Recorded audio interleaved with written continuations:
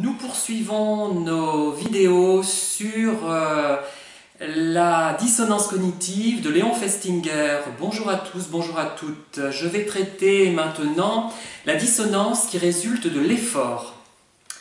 Alors, lorsqu'un individu accomplit de très gros efforts pour atteindre un résultat et qu'il n'y parvient pas, qu'il n'atteint pas ce résultat, il va éprouver de la dissonance.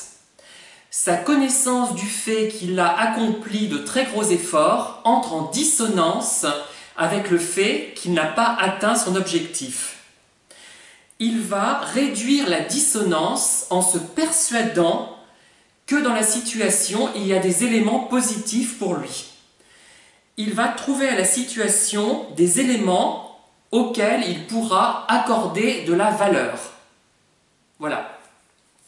Alors il y a une expérimentation d'Aronson, A-R-O-N-S-O-N, de 1959. Alors, il présente donc cette expérience de la manière suivante, je vous la résume brièvement. Des sujets doivent accomplir un travail afin d'obtenir une récompense. Alors, il y a deux groupes principalement. Chaque sujet est récompensé pour une épreuve sur 3. Il y a deux groupes. Un premier groupe où les épreuves réclament peu d'efforts. Il y a un deuxième groupe où les épreuves réclament de gros efforts, un gros investissement personnel.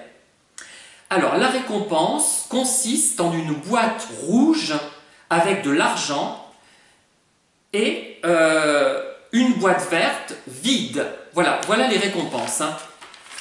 Enfin, si on peut dire. L'autre, c'est plutôt une absence de récompense. Alors, préalablement, on va vérifier l'attrait qu'ont ces personnes pour ces couleurs, sans doute sur une échelle, de 1 à 10, peut-être, de 0 à 10, je ne sais pas. Donc, il y a un test préalable pour voir l'attrait que chaque personne a pour les couleurs. Alors, qu'est-ce qu'on observe? Enfin, vous savez déjà ce qu'on va observer, évidemment, vous avez tout de suite compris.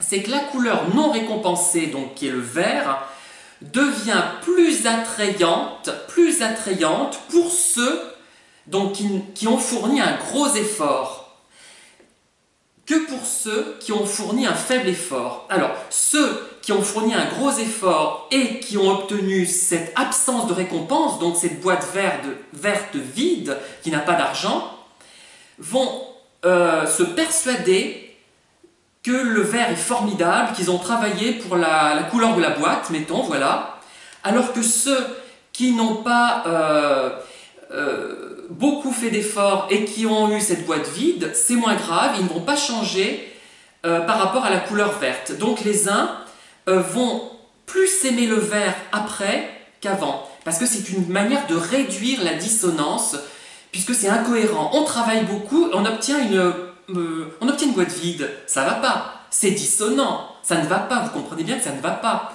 Eh bien on arrive à se persuader que le vert, qu'on a travaillé pour la couleur de la boîte, et le vert devient par conséquent plus attirant lorsqu'on a fourni un gros effort.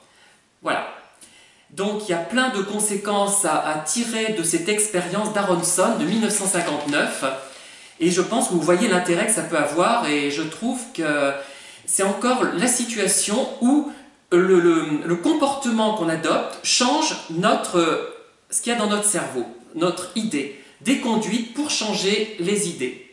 Je vous remercie de m'avoir écouté, je vous dis à très bientôt pour une nouvelle vidéo sur la dissonance ou sur d'autres thèmes. À bientôt, au revoir.